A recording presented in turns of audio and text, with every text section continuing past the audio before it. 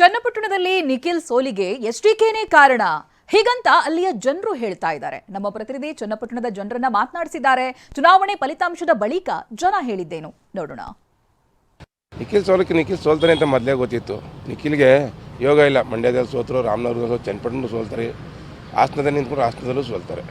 ಯೋಗೇಶ್ವರರು ಈ ಚುನಾವಣೆ ಗೆದ್ದಿದ್ದಾರೆ.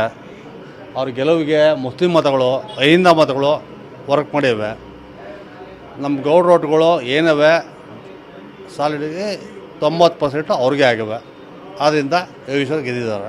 ನಾವು ನಿಖಿಲ್ನ ನಾವು ಸ್ಪರ್ಧಿಸಬೇಕು ಅಂದ್ಬಿಟ್ಟು ನಮ್ಮ ಕಾರ್ಯಕರ್ತರು ಕರೆದ್ರು. ಪಾಪ ಅವರು ನಿಲ್ಲಬೇಕು ಅನ್ನೋದು ಆಸೆ ಇರಲಿಲ್ಲ. ಆದರೂ ಅವರು ಗಂಡ್ಯತೆಯಿಂದ ಬಂದು ನಿಂತ್ಕೊಂಡ್ರು. ಇವತ್ತು ನಮಗೆ ಮುಸ್ಲಿಂ ಮತದಾರರು ಮತ್ತು ಹಿಂದುಳಿದ ವರ್ಗದವರು ಸ್ವಲ್ಪ ನಮಗೆ ಕೈ ಹಿಡಿಲಿಲ್ಲ. ಇವತ್ತು ಸೋತಿರ್ಬೋದು, ಮುಂದೆ ನಾವು ಗೆಲ್ತೀವಿ. ಯಾವುದೇ ಕಾರಣಕ್ಕೂ ನಾವು ಇವತ್ತು ಚನ್ನಪಟ್ಟಣ ಸೋತಿದ್ರು ನಿಖಿಲ್ ಗೆದ್ದವ್ರೆ ಅಂತ ನಮ್ಮ ಮನಸ್ಸಲ್ಲದೆ.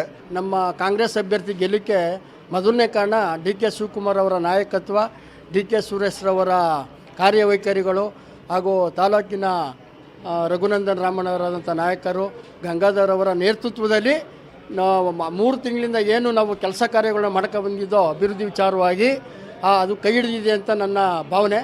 ಅದರಿಂದ ಕಾಂಗ್ರೆಸ್ ಅಭ್ಯರ್ಥಿ ಸಿ ಪಿ ಯೋಗೇಶ್ವರ್ ಗೆದ್ದಿದ್ದಾರೆ. ಕುಮಾರಣ್ಣ ಅವರ ಅಭಿಮಾನಿಗಳೇ ಹೆಚ್ಚಾಗಿದ್ದರಿಂದ ಅವರು ಕಾರ್ಯವೈಖರಿ ಸ್ವಲ್ಪ ಇದಿತ್ತು. ಮಧ್ಯೆ ಅವ್ರು ಬರಲಿಲ್ಲ. ಸೋಲಕ್ಕೆ ನಮ್ಮ ಅಹಿಂದ ವರ್ಗ ಮತಗಳು ನಮಗೆ ಇದಾಗಿದೆ. ಆದರೂ ನಾವು ಎದೆಗುಂದಲ್ಲ. ನಾವು 35 ವರ್ಷದಿಂದ ನಾವು ಜನತಾ ದಳದ ಕಾರ್ಯಕರ್ತರಾಗಿ ದುಡಿತಾ ಇದ್ದೀವಿ ಪ್ರಾಮಾಣಿಕವಾಗಿ. ಏನಾದರೂ ಒಳ್ಳೆಯ ವ್ಯಕ್ತಿ, ಒಬ್ಬ ಗುಣವಂತ ಗೆಲ್ಲಬೇಕಾಗಿತ್ತು. ಪಕ್ಷಾಂತರಗಳಿಗೆ ಅವಕಾಶ ಸಿಕ್ತು. ಒಳ್ಳೆ ಆಗಲಿ. ಸ್ವಾಗತ. ಅವ್ರಿಗೂ ನಾನು ಅಭಿನಂದಿಸ್ತೇನೆ.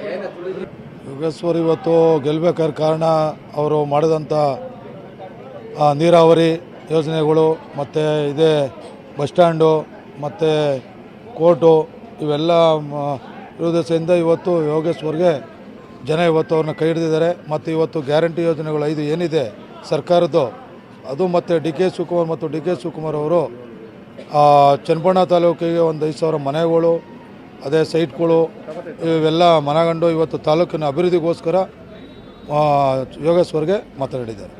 ಈ ನಮ್ಮ ಮೈತ್ರಿಕೂಟ ಟಿಕೆಟ್ ಕೊಡ್ತೀನಿ ಅಂದ್ಬಿಟ್ಟು ಲಾಸ್ಟಲ್ಲಿ ಕೊನೆಗಾಲದಲ್ಲಿ ಅವ್ರಿಗೆ ಕೈ ಎತ್ಬಿಟ್ರು. ಅದರಿಂದ ಅವ್ರಿಗೆ ಏನಾಯಿತು, ಮನಸ್ಸು ಚೇಂಜ್ ಆಯಿತು. ಕಾಂಗ್ರೆಸ್ಗೆ ಬಂದರು. ಕಾಂಗ್ರೆಸ್ನಲ್ಲಿ ಜನ ನಮ್ಮ ಭೂಮಿ, ಚನ್ನಪಟ್ಟಣದ ಭೂಮಿ ಮಗ ಗೆಲ್ಲಬೇಕು ಅಂತ ಗೆಲ್ಲಿಸಿದ್ದಾರೆ.